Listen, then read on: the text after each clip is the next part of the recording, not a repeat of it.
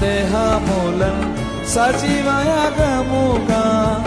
ప్రాణాత్మ దేహములను సజీవయాగముగా అర్పించితిని క్రీస్తేసుకే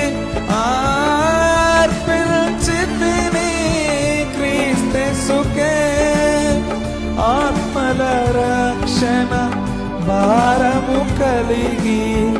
ఆత్మల రక్షణ భారము కలిగి తుది శ్వాస వరకు సేవింతును తుది శ్వాస వరకు సేవింతును